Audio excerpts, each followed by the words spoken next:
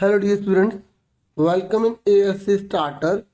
Dear students, इस video में मैं आपसे क्लास 10th की जो आपका एग्ज़ाम होने वाला है एसएसटी का, तो उसमें जो ज्योग्राफी की बुक है उसके कुछ इम्पोर्टेंट क्वेश्चन आपसे डिस्कस करने जा रहा हूँ। ठीक है, और एक बार बता दूँ, ये इंग्लिश मीडियम स्टूडेंट्स के लिए रहेगी। हिंदी मीडियम वाले डिस्क्रिप्शन में लिंक से वीडियो देख सकते हैं। ठीक है, तो अब स्टार्ट करते हैं। पहला क्वेश्चन है, what is meant by sustainable development. देखिए यहाँ पूछ रहा है कि जो सस्टेनेबल डेवलपमेंट है वो क्या होता है। देखिए, सस्टेनेबल डेवलपमेंट एक ऐसा डेवलपमेंट होता है जिसमें ना हम एनवायरनमेंट को हार्म नहीं पहुंचाते। ठीक है, इसमें जो रिसोर्स होते हैं ना उसका ऑप्टिमम यूज करते हैं ताकि जो प्रेजेंट जनरेशन है और जो फ्यूचर जनरेशन है ना वो इसका बेनिफिट उठा सके। मतलब sustainable development is that development where we use resources in such a manner that present generation and future generation can get benefits. It means without harming the environment, use the resources in a significant manner is called sustainable development. जो मैंने बोला वो भी लिख सकते हैं, बाकी यहाँ लिखा हुआ है वो भी पढ़ सकते हैं। अब मैं इसकी लैंग्वेज पढ़ देता हूँ कि sustainable development means developing without harming the environment, and at the same time how to use the resources so that the present needs are also met and the resources are saved for future generation as well. ठीक है, एक बार हिंदी में इसको बता देता हूँ कि sustainable development का मतलब है कि ऐसा विकास हो जिसमें पर्यावरण को नुकसान ना हो और सेम टाइम जो भी हम रिसोर्स यूज कर रहे हैं ना वो आज की जो प्रेजेंट नीड है वो भी पूरी हो सके, मैट हो सके, और जो फ्यूचर में जो नीड है आने वाली जनरेशन को वो भी पूरी हो सके। उसे ही सस्टेनेबल डेवलपमेंट कहते हैं। क्लियर हो गया? अगर इसके फायदे पूछेगा तो आप इसके फायदे बता देंगे। ठीक है, इससे रिसोर्स की बर्बादी नहीं होती, रिसोर्स सेव्ड रहता है, फ्यूचर जनरेशन को बेनिफिट मिलता है, प्रेजेंट जनरेशन भी बेनिफिट इसका उठाती है, वगैरह वगैरह। अब सेकंड क्वेश्चन पे आ जाइए, what is meant by resource conservation. मतलब जो रिसोर्स है ना उसको बचाने का क्या मतलब है। कंजर्वेशन मतलब होता है बच्चों बचाना, मतलब संरक्षण देना। तो आप बताएंगे conservation of resources is an urgent need of the present time. ये कह रहा है कि कंजर्वेशन जो रिसोर्स है ना उसकी जरूरत आज के टाइम में बहुत ज्यादा है। पर हमसे मीनिंग पूछा गया तो आप बता देंगे कि conservation of resources means that natural resources should be planned and used in such a way that these resources are properly utilised and are not wasted. ठीक है, कंजर्वेशन ऑफ रिसोर्सेज का मतलब यही है कि हम इस प्रकार से रिसोर्स की प्लानिंग करें कि उसकी वेस्टेज ना हो। अगर आपको मीनिंग पता ना आप बना के लिख दोगे तो काफी अच्छा स्कोर कर लोगे। ठीक है, समझ में आ गया आपको? आगे सुनो, नेक्स्ट क्वेश्चन है, what is a renewable resource. देखिए ऐसे रिसोर्स, ठीक है, जो अगेन अगेन ना यूज किए जा सकते हैं, चाहे फिजिकल हो, मैकेनिकल हो, केमिकल प्रोसेस के द्वारा। अगर हम किसी रिसोर्स को बार बार यूज कर रहे हैं ना तो उसको हम रिन्यूएबल रिसोर्स कहते हैं। समझ में आ गया? एक बार पढ़ देता हूं, such resources are called renewable resources which can be used again and again by physical, mechanical and chemical processes in given period of time। मतलब जो हमें समय दिया गया उसके अंदर, and can be produced again, जिसको दोबारा से उत्पादित किया जा सकता है। तो कौन से एग्जाम्पल है जो हम रिन्यूएबल रिसोर्स की बात करते हैं, जैसे सोलर एनर्जी हो गई, विंड एनर्जी हो गई।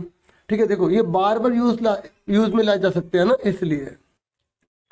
डियर नेक्स्ट क्वेश्चन है, what is meant by soil erosion. देखिए जब मिट्टी की जो सोइल है ना, सोइल मतलब जो लैंड है ना, लैंड, तो उसकी जो अपर लेयर रिमूव हो जाती है ना उसे ही सोइल इरोजन कहते हैं। दोबारा सुनो, removing of upper layer of the earth is called soil erosion. जैसे ये अर्थ है, मतलब जमीन है, इसके ऊपर जो है टॉप लेयर है, ठीक है।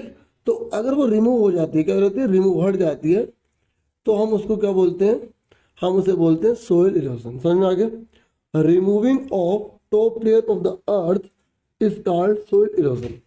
When the soil is no longer cultivate, जब आप ये भी देख सकते हैं, जब जो मिट्टी है ना वो अब कल्टीवेट नहीं कर पाती है, कल्टीवेबल नहीं है, मतलब अब उस पर कुछ उग नहीं पा रहा है, इसका मतलब वहां से मिट्टी हट गई है, तो वही सोइल इरोजन कहलाता है, ठीक है।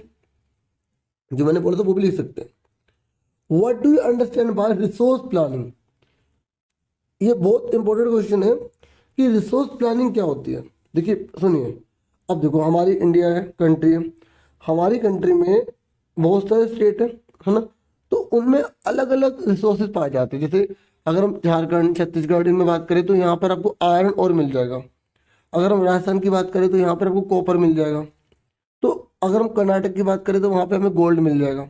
अगर हम पंजाब हरियाणा की बात करें तो वहाँ पर जो है वो जो है ना सीरियल क्रॉप्स, यानी कि वीट्स हो गया, राइस हो गया, वो ग्रो होता है ना। तो अब ये अलग अलग जगह पर है, लेकिन इसकी जो डिमांड है हमें पूरा ईयर रहती है ना। कंट्री में जितने भी लोग हैं सबको हर चीज़ की डिमांड है ना, तो वो हर समय अवेलेबल होना चाहिए। तो वही है रिसोर्स प्लानिंग। कि रिसोर्स प्लानिंग ये है कि जो हमारे पास रिसोर्स है ना कंट्री के पास, उसको किस प्रकार से यूज करें एफिशिएंट मैनर में, कि पूरी कंट्री में जितने भी लोगों की जो डिमांड है ना वो फुलफिल हो सके। समझ में आ गया। तो resource planning is to find out the resources present in the country. Resource planning के अंदर ये पता लगाया जाता है कि कंट्री के अंदर कौन कौन से रिसोर्सेज हैं, फिर find out the quantity of reserves, और ये पता लगाया जाता है कि कितनी क्वांटिटी उसमें रिजर्व्स है, ठीक है। And make efficient use of it, और फिर उसका एफिशिएंट यूज किया जाता है to meet the human needs, ताकि मनुष्य की जरूरतों को पूरा किया जा सके। समझ में आ गया। नेक्स्ट है state to characteristics of a renewable resources.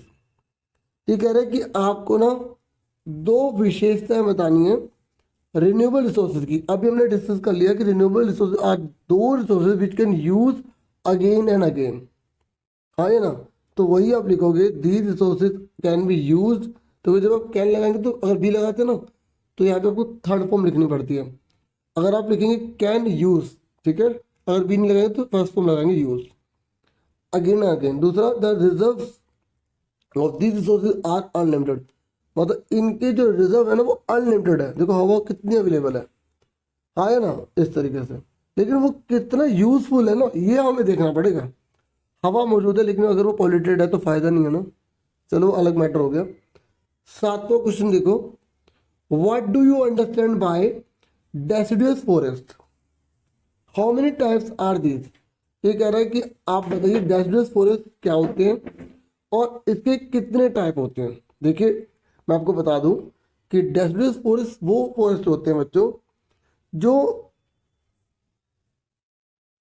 7 से 8 हफ्तों में ना अपनी जो पत्तियां होती है ना ट्रीज की, वो नीचे गिरा देते हैं, ठीक है। जैसे आपने देखा भी होगा, पीपल का पेड़ देखा होगा, ठीक है। ऐसे बहुत सारे पेड़ होते हैं जो अपनी पत्तियां ना 6 से 8 हफ्तों में गिरा देते हैं, ठीक है। तो देखो यहाँ लिखा ना forest that shade there leaves, यहाँ पे थोड़ा सा करेक्शन कर लेना, इन 6 to 8 वीक्स, ठीक है। इन समर, गर्मियों में 6 से 8 हफ्तों में अपने पत्ते गिरा देते हैं। सर्दियों में भी सर्दियों में भी गिरा सकते हैं, ठीक है। तो यहाँ पर बस ये भी हटा दो, ठीक है। और कॉल्ड डेसिडुअस फॉरेस्ट, ठीक है। तो ये दो प्रकार के होते हैं, एक होते हैं वेट डेसिडुअस फॉरेस्ट जहां पर ना 100 से 200 सेंटीमीटर की बारिश होती है ना, रेन होती है, उन्हें वेट डेसिडुअस फॉरेस्ट कहते हैं। और ड्राई वाले होते हैं जहां पे 70 से 100 सेंटीमीटर की बारिश होती है, ठीक है। तो समझ में आ गया। आपको मैंने करेक्शन भी बता दी। नेक्स्ट है mention any 2 factors that reduce biodiversity in India. ये कह रहे 2 फैक्टर बताइए कि हमारी इंडिया के अंदर जो बायोडाइवर्सिटी है ना वो रिड्यूस हो रही है। बच्चों आपको पता है ये बायोडाइवर्सिटी क्या होती है? देखिए हमारे इंडिया के अंदर कितने टाइप्स के एनिमल्स हैं, कितने बर्ड्स हैं, कितने इंसेक्ट्स हैं, लेकिन अगर धीरे धीरे कम हो जाएंगे ना तो बायोडाइवर्सिटी कम हो जाएगी। बायोडाइवर्सिटी का मतलब है जो बायो मतलब जो जिंदा जीव है ना वो कितने प्रकार के हैं, तो ये धीरे धीरे रिड्यूस हो रही है। पता आपको क्यों रिड्यूस हो रही है? आप खुद सोचो कितनी बड़ी मात्रा में जो है फॉरेस्ट को, ठीक है, डिस्ट्रॉय किया जा रहा है ना। तो जो वाइल्ड लाइफ हैबिटेट है ना, उनका वाइल्ड लाइफ हैबिटेट वो डिस्ट्रक्शन हो रहा है, उनका विनाश हो रहा है, और एनवायरमेंटल पोल्यूशन हो रहा है, जिसकी वजह से कई जो ऑर्गेनिज्म है ना एक्सटिंक्ट होते चले जा रहे हैं, ठीक है। अब नेक्स्ट है question number 9, what is the importance of forest for us. आप खुद बताइए बच्चों कि जंगल का हमारे लिए क्या महत्व है, जंगल क्यों जरूरी है। तो आप बताएंगे we get different types of medicine from forest.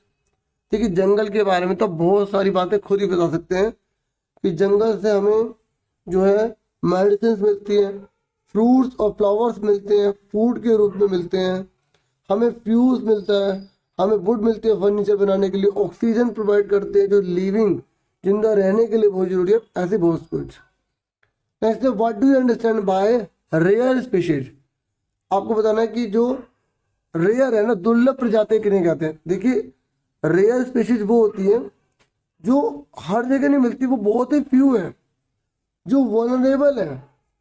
ठीक है, अगर इनकी एडवर्स कंडीशन आ गई तो ये एंडेंजर्ड कैटेगरी में पहुंच जाएंगे, फिर ये एक्सटिंक्ट हो जाएंगे। इसलिए इनको बचाना बहुत जरूरी है, क्योंकि ये एक ही स्पेसिफिक प्लेस में पाए जाते हैं और वो बहुत कम होते हैं। तो पहला क्वेश्चन है यहाँ पर, what do you understand bye multipurpose river valley project. देखिए मैं आपको बता दूं कि मल्टीपर्पज रिवर वैली प्रोजेक्ट बहुत ही इंपॉर्टेंट क्वेश्चन है और ये 2 से लेकर 4 तक के नंबर में आ जाता है। तो पता है आपको ये मल्टीपर्पज रिवर प्रोजेक्ट सिस्टम होता है क्या है।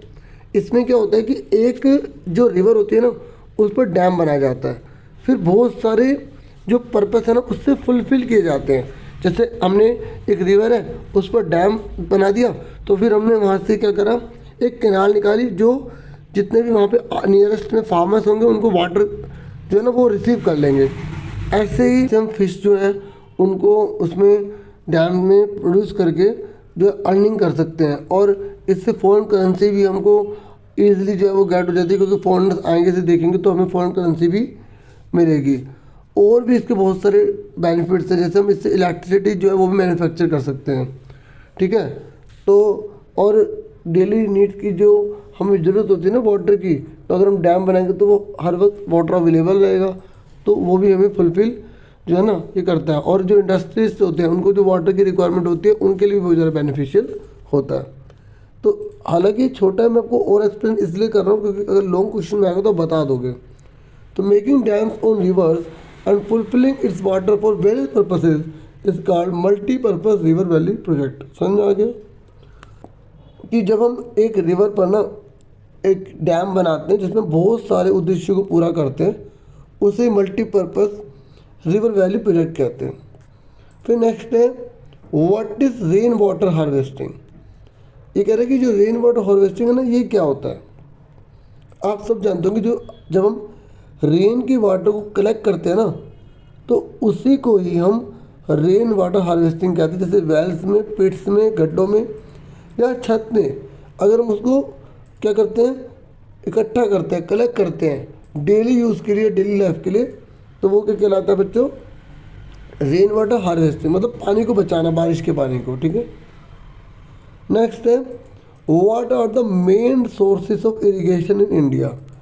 इंडिया के अंदर जो मेन सोर्सेज है ना इरिगेशन के, वो कौन कौन से, मतलब कौन कौन से सोर्सेज हैं जिससे जो फार्मर है ना उनको उनके फील्ड के लिए वाटर मिल जाता है।